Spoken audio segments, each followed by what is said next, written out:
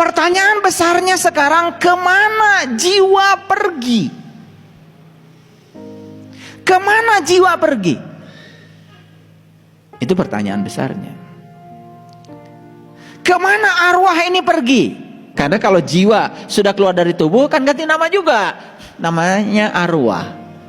Nah, kemana arwah ini perginya? Ini pertanyaan. Maka di Quran kenapa ada kata-kata begini, ketika nyawamu sampai di kerongkongan, pada saat itu kamu harus melihat, aku lebih dekat kepadamu, tetapi kebanyakan manusia tidak melihat. Itu kan diabadikan dalam Quran surat Al-Waqiah itu. Falaula idza balagatil hulqum wa antum hina idin tangdurun wa nahnu aqrabu ilai minkum walakin la tubsirun. Walakin la tubsirun, dan kebanyakan manusia la tubsirun, kebanyakan manusia enggak tahu jalan. Pernah enggak ada orang bertanya, nanti kalau sakaratul maut ya saya seperti apa? Apakah saat sakaratul maut nanti saya melihat? Apakah saat sakaratul maut saya tidak melihat? Kalau saat sakaratul maut saya melihat, apa yang harus saya lihat? Dengan mata mana saya harus melihat? Pernah nggak ada orang nanya begitu? Nggak ada. Nggak ada. Detil-detilnya seperti itu nggak pernah ada orang nanya.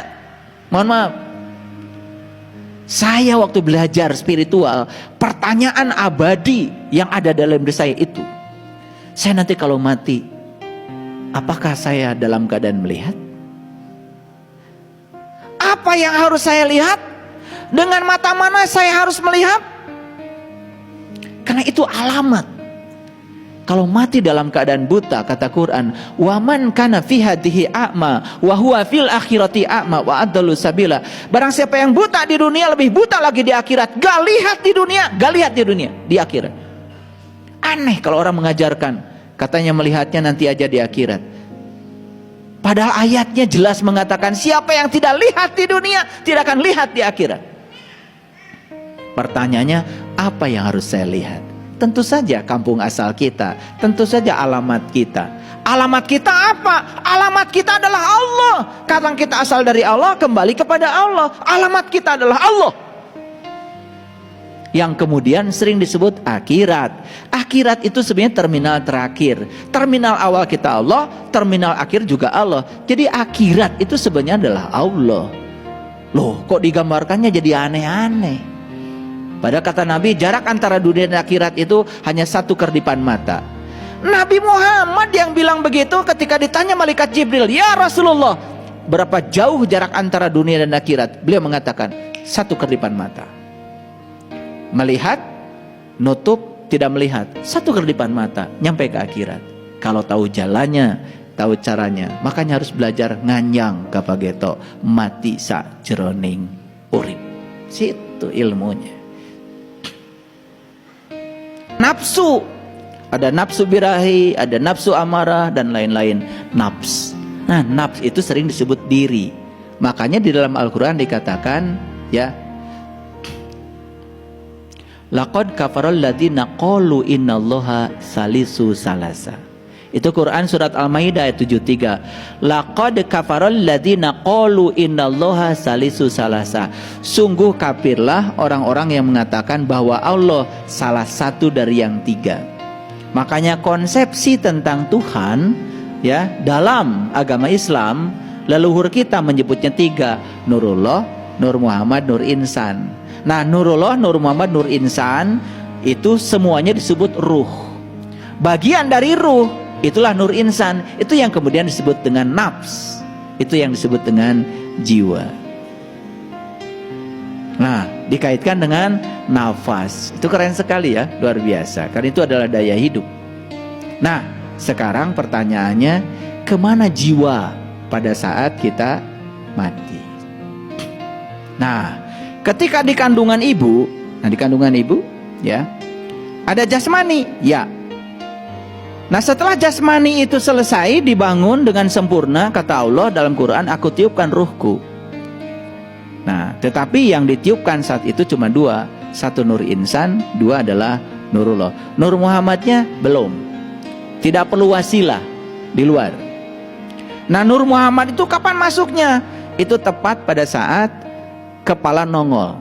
Itu yang kemudian diabadikan menjadi upacara mencium Hajar Aswad.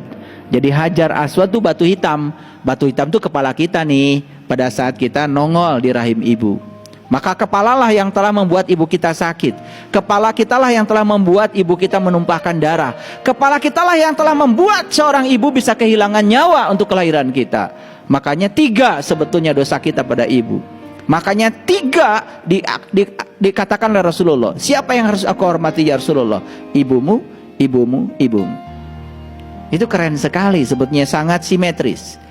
Nah, begitu lahir ke alam dunia, tubuh jasmani sudah sempurna seperti ini, ruh sudah ditiupkan lengkap. Ada Nurullah, Nur Muhammad, Nur Insan. Nah, pada saat kita tidur seperti ini, nah, Nur Insan tuh keluar. Makanya tidur suka mimpi, bukan? Oke. Saya akan cerita mimpi hari ini, ya. Semoga waktunya cukup. Tapi akan saya ceritakan secara saintifik. Nah, Nurullah dan Nur Muhammad tinggal di dalam diri. Tinggal dalam diri. Makanya hati-hati kalau tidur. Makanya begitu bangun dari tidur ya bersyukur. Ya, Nur Insan balik lagi. Kalau tidak balik lagi ya itu, ya kehilangan sukma.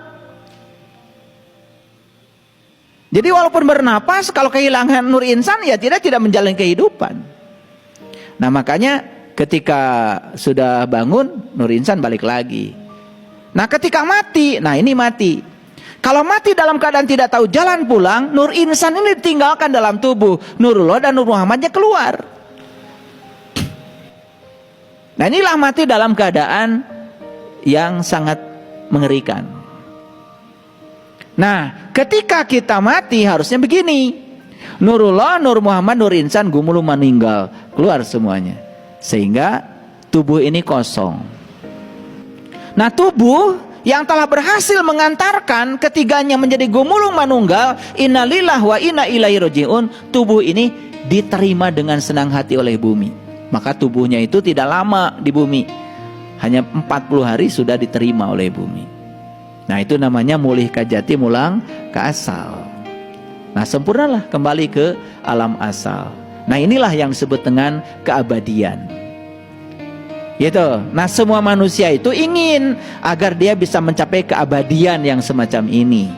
Nah, tetapi banyak yang tidak tahu caranya. Disitulah perlu bimbingan seorang guru. Guru yang sudah mursyid tentu saja. Guru yang sudah mengalami. Bukan orang yang mengajarkan kita nyebrang ke laut sementara dia sendiri belum pernah nyebrang laut. Ya, tetapi kok banyak yang percaya ya sama dia. Luar biasa. Tidak ada kematian kalau tidak ada kehidupan. Tidak ada kehidupan kalau tidak ada kematian. Jadi kematian dan kehidupan itu seperti kita dengan bayangan. Jadi pahami bahwa sebetulnya kematian itu bukan sesuatu yang terpisah dari kehidupan. Lihat saya semuanya. Sekarang saya sedang bernafas. Napas itu cuma 2, masuk dan keluar. Masuk dan keluar. Saat napas masuk saya hidup. Saat napas keluar saya mati. Saat napas masuk saya hidup. Saat napas keluar saya mati. Jadi sebetulnya sekarang kalau disadari, kita ini sudah mengalami hidup mati, hidup mati, hidup mati terus menerus. Sehingga saat kita keluar napas gak masuk lagi, disebutlah napas yang terakhir. Makanya orang meninggal sering disebut telah menghembuskan napas yang terakhir. Artinya napas keluar gak balik lagi. Kemana napas ini? Bukankah ke sini? Kemana napas ini? Bukankah ke sini? Ke sini. Udah gitu aja. Disitulah kita harus tahu dan sadar. Orang yang mengatakan Allah itu sebagai sosok yang ada di langit, gak masuk akal. Bagaimana belum bisa menjangkau? Tuh di sudut sana. Di sudut. Ada nyamuk sedang bertelur. Tidak mungkin dia bisa bertelur tanpa kehadirannya. Kalau beliau sosok, bagaimana bisa menjangkau semuanya? Maka beliau bukan sosok. Beliau adalah ini.